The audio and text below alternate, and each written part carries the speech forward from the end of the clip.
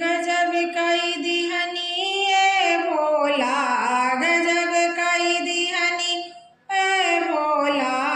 चढ़ते सावन चली आईनी, गजब कई दिहनी ए भोला। सावन महीना में आईनी, गजब कई दिहनी ए भोला, गजब कई दिहनी ए भोला, गजब कई दिहनी ए भोला। चढ़ते सावन चली आईनी, गजब कई दिहनी ए भोला। सावन महीना में आईनी, गजब कई दिहनी ए भोला। हमारी भोला जी के लंबी लंबी जटवा, हमारी भोला जी के लंबी लंबी जटवा, जटवा से गंगा बहनी, गजब कई दिहनी ए भोला। जटवा से गंगा बहनी, गजब कई दिहनी ए भोला। हमारी भोला जी के नगवा के हरवा, हमारी भोला जी के सर्प के हरवा। कानवा में बिछुआ पहिननी, गजब कई दिहनी ए भोला। कानवा में बिछुआ पहिरनी, गजब कई दिहनी ए भोला।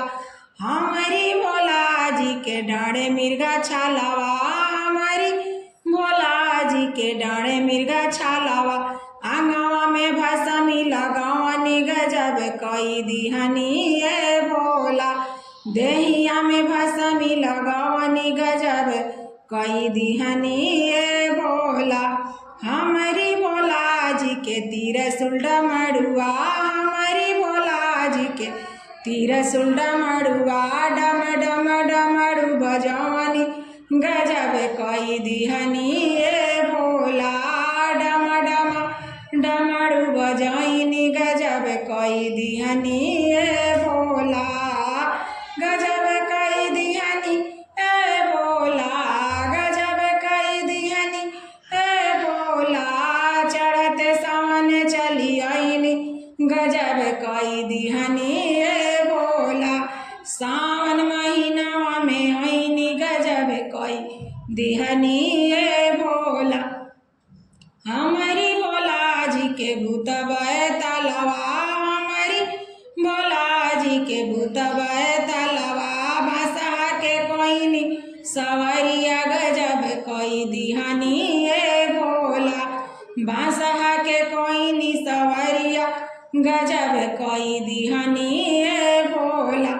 हमारी भोला जी के कार्तिक गणेशवा, हमारी भोला जी के कार्तिक गणेशवा। संगवा में बाड़ी गौरा मैया, गजब कई दिहनी ए भोला। संगवा में बाड़ी गौरा मैया, गजब कई दिहनी ए भोला, गजब कई दिहनी ए भोला, गजब कई दिहनी ए भोला। चढ़ते सावन चली आईनी, गजब कई दिहनी ए भोला। सावन महीना में आईनी, गजब कई दिहनी